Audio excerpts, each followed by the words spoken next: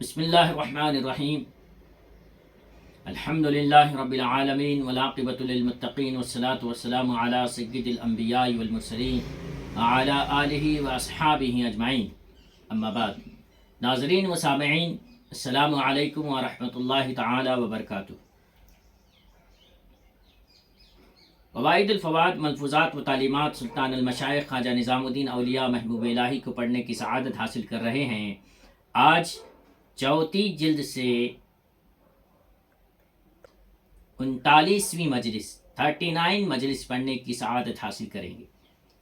حضرت خواجہ امیر حسن اعلیٰ سجزی رحمۃ اللہ تعالی علیہ نے فرمایا، اسی سال ماہ مبارک شعبان کی 23ویں تاریخ پیر کو قدم بوسی کی دولت ہاتھ آئی۔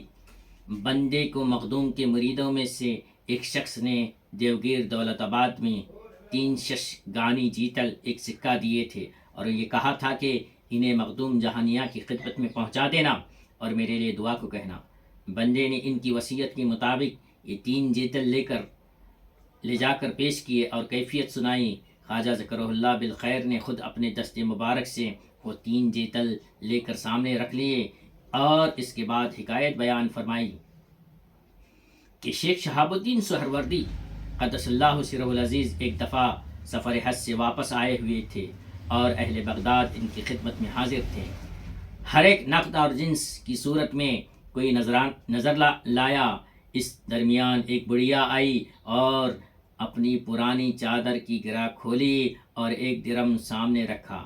شیخ شہاب الدین نے وہ 1 درم اٹھا لیا، ان سب تحفوں اور ہدیوں کے اوپر رکھ دیا۔ پھر جو بھی لوگ حاضر تھے ان سے فرمایا کہ ان نذرانوں اور تحفوں کو تم لوگ جو چاہو اٹھا لو۔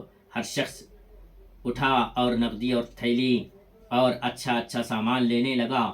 شیخ جلال الدین تبریزی رحمۃ اللہ تعالی علیہ حاضر تھے، ان کو بھی اشارہ کیا آپ بھی کوئی چیز لے لیں۔ شیخ جلال الدین اٹھے اور وہ 1 درم جو بڑھیا لائی تھی لے لیا۔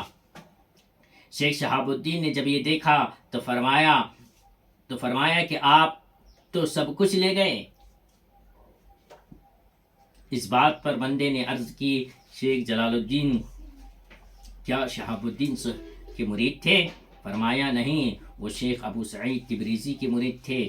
جب ان کے پیر پردہ کر گئے تو وہ شیخ شہاب الدین کے پاس آئے اور ایسی خدمتیں کی کہ کسی غلام اور مرید کو میسر نہیں ہوتی۔ یہاں تک کہ کہا جاتا ہے کہ شیخ شہاب الدین رحمۃ اللہ علیہ ہر سال بغداد سے سفر حج کو جاتے۔ وہ بوڑھے اور کمزور ہو گئے تھے، ان کے لیے جو توشہ ساتھ لے جاتے تھے وہ بڑھاپے کی وجہ سے ان کے مزاج کے موافق نہ ہوتا۔ ٹھنڈا کھانا ان کے مزاج کے موافق نہ آتا تھا۔ شیخ جلال الدین تبریزی یہ ترکیب کرتے کہ چولہا اور پتیلی سر پہ لیے پھرتے اور اس میں آگ اس طرح جلاتے کہ ان کا سر نہ جلے، اور شیخ جس وقت بھی کھانا مانگتے گرم کھانا ان کے سامنے پیش کرتے۔ کیسی خدمت، چولہا سر پہ ڈھو کے لے کے پھر رہے ہیں شیخ کے لیے۔ بہرحال یہاں سے شیخ ابو سعید تبریزی قدس اللہ سرہ العزیز کی بزرگی کا تذکرہ فرمایا کہ جو شیخ جلال الدین تبریزی کے پیر تھے کہ بڑے بزرگ پیر تھے اور زبردست تاریخ دنیا تھے۔ چنانچہ زیادہ تر وقت فاقے سے گزرتا اور کسی سے کوئی چیز نہ لیتے، یہاں تک ہوا کہ 3 روز تک ان کی خانقاہ میں کوئی کھانا نہیں تھا۔ 3 روز تک ان کی خانقاہ میں کوئی کھانا نہیں تھا۔ وہ اور ان کے مرید خربوزے اور تربوزے سے افطار کرتے اور گزر بسر کرتے، کبھی خربوزہ تربوزہ کھا کے گزر بسر کرتے۔ یہ خبر اس شہر کے والی حاکم کے ہوئی، بولا کہ چونکہ وہ ہماری کوئی چیز قبول نہیں کرتے اس لیے نقد لے جاؤ اور شیخ کے خادم کو پیش کر دو، اور خادم سے کہو کہ تھوڑا کر کے خرچ کرتا رہے اور یہ بات شیخ کو نہ بتائے۔ چنانچہ ایک حاجب، ایک سیکریٹری آیا، ایک آفیسر آیا اور خادم کو نقدی پہنچا کر تاکید کر دی، جس طرح مصلحت دیکھو خرچ کرنا، شیخ کو نہ بتانا یہ کہاں سے آئی ہے۔ القصہ جب نقدی آئی اور خرچ شروع ہوا تو اس روز شیخ کو اطاعت میں وہ ذوق اور راحت نہ ملی جو ملا کرتی تھی۔ اللہ اکبر۔ اس وقت جب نقدی آئی اور خرچ شروع ہوا تو اس روز شیخ کو طاعت میں وہ ذوق اور راحت نہ ملی جو ملا کرتی تھی۔ انہوں نے خادم کو بلایا اور پوچھا تم یہ خرچ کہاں سے کر رہے ہو؟ تم یہ خرچ کہاں سے کر رہے ہو؟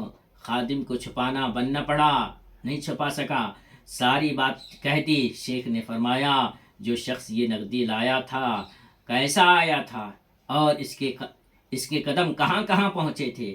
اشارے سے بتایا گیا، اس طرح آیا تھا اور اس طرح قدم رکھے تھے۔ ارشاد ہوا جہاں جہاں اس کا قدم پڑا ہے وہاں کی زمین کھودی جائے، چنانچہ مٹی کھودی گئی اور نکال کر پھینک دی گئی۔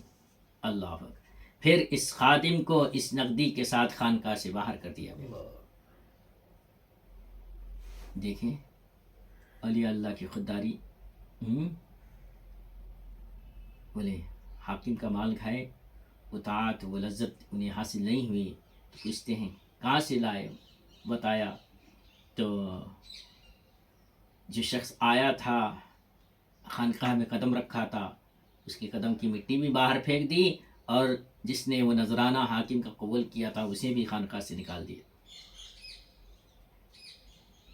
ایسے صاحب تقوی لوگ ہوتے ہیں تبھی اتنے بڑے بڑے مقام پہ پہنچتے ہیں۔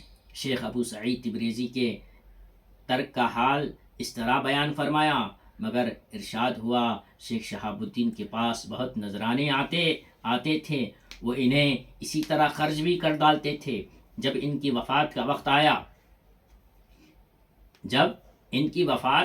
آیا تو ان کا ایک لڑکا 30 سال کا تھا جس کا نام عماد تھا۔ اس کے حال کو شیخ کے حال سے کوئی نسبت نہیں تھی۔ اس نے آ کر خادم کے خزانے کی کنجی مانگنی شروع کی۔ خادم نے اس میں تعمل کیا کہ بھلا یہ اس کا کون سا وقت ہے۔ شیخ نزا کی حالت میں تھے، بات ان کے کان تک پہنچی۔ ارشاد ہوا کنجی اسے دے دو۔ لڑکے نے کنجی لی، خزانہ کھولا، 6 دینار سے زیادہ کچھ موجود نہ تھا، وہ بھی شیخ پر خرچ ہو گیا۔ دیکھیے ان کے پاس جو بھی آتا تھا خرچ کر ڈالتے، کچھ بھی نہیں رہتا تھا، جتنا آئے سارا خرچ کر ڈالا۔ شیخ شہاب الدین سہروردی کا حال یہ تھا۔ واقعی